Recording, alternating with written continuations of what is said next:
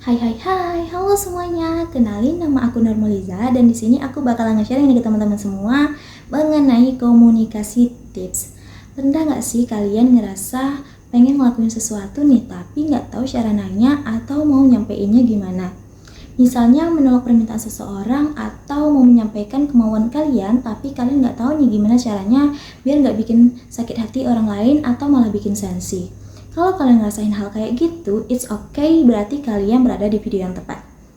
Nah, di video kali ini aku bakalan ngebahas mengenai 4 kemampuan komunikasi yang wajib dipelajari.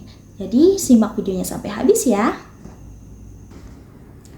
Komunikasi menjadi skill penting yang perlu dikembangkan, apalagi berupaya hubungan yang baik dengan orang lain. Mau nambah teman, mau jadi orang yang lebih asik lagi diajak ngobrol, atau mau menyampaikan pikiran kita terhadap orang lain, semuanya itu butuh kemampuan komunikasi yang lebih baik lagi.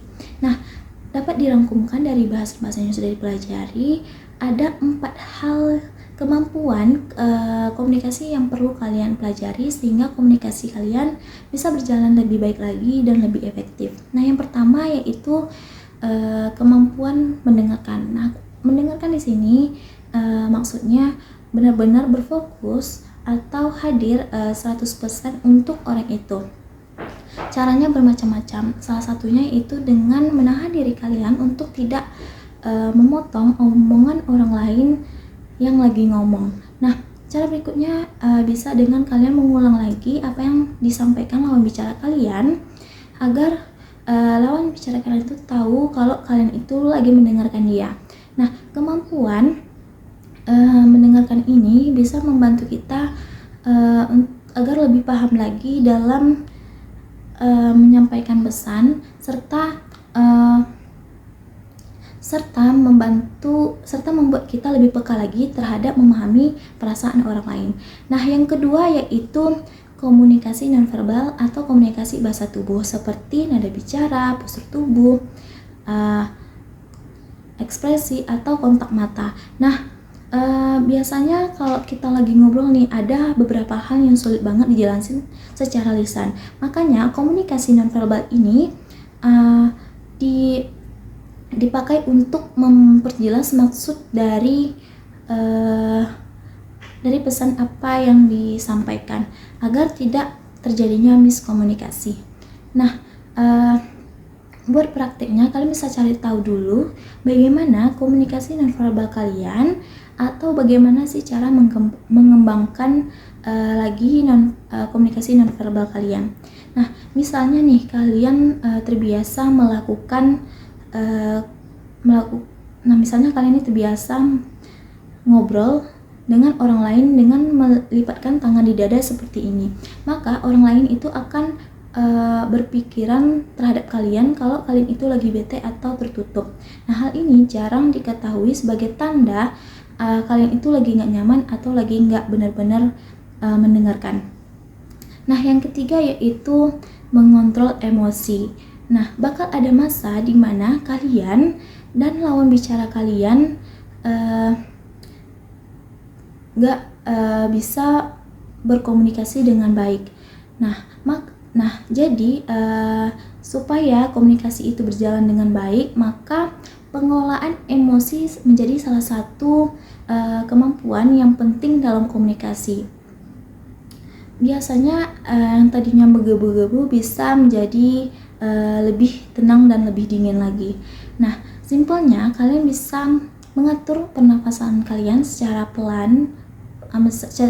pelan-pelan dan kalian ketika ada waktu luang, kalian bisa mendengarkan lagu yang kalem atau melakukan meditasi atau bisa melakukan kegiatan yang bisa membuat kalian senang atau lebih tenang.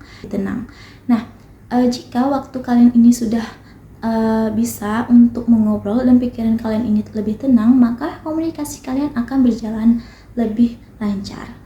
Nah, tadi udah 3 nih. Yang terakhir yaitu komunikasi asertif. Komunikasi asertif ini kemampuan kalian dalam menyampaikan kemauan kalian secara jelas dan tetap menghormati orang lain. Singkatnya, komunikasi asertif ini yaitu salah satu komunikasi yang efektif. Nah, bagaimana caranya agar komunikasi asertif ini bisa berjalan dengan baik, yaitu dengan cara kalian melatih 3 hal yang sudah saya jelaskan di awal tadi. Yang pertama yaitu kalian perlu mendengarkan lawan bicara kalian agar tahu apa sih yang sebenarnya lawan bicara kalian itu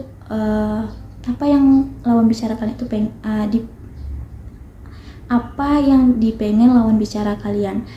Misalnya dalam konteks teman yang lagi curhat. Nah, dengerin dulu nih apa masalahnya, cari tahu dulu apa kebutuhannya, terus baru nih ditanya dia tuh mau didengarkan aja atau mau dikasih saran. Nah, yang kedua yaitu elemen nonverbal. Nah, elemen nonverbal ini itu ekspresi wajah atau nada bicara itu harus diperhatikan karena dalam elemen ini yaitu memperjelas apa yang disampaikan agar elemen nonverbal ini dapat dilakukan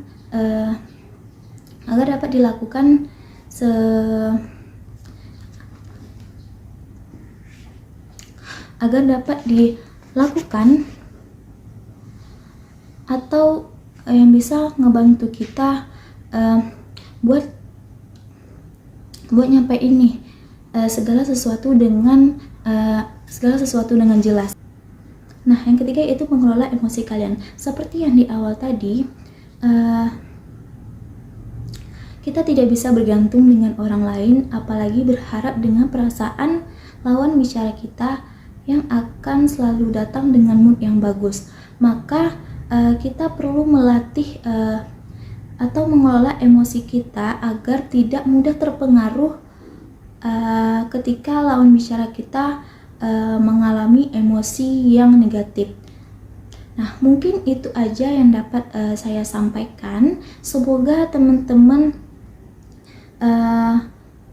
semoga ini bisa bermanfaat bagi teman-teman dan dipraktekkan dalam kehidupan sehari-hari.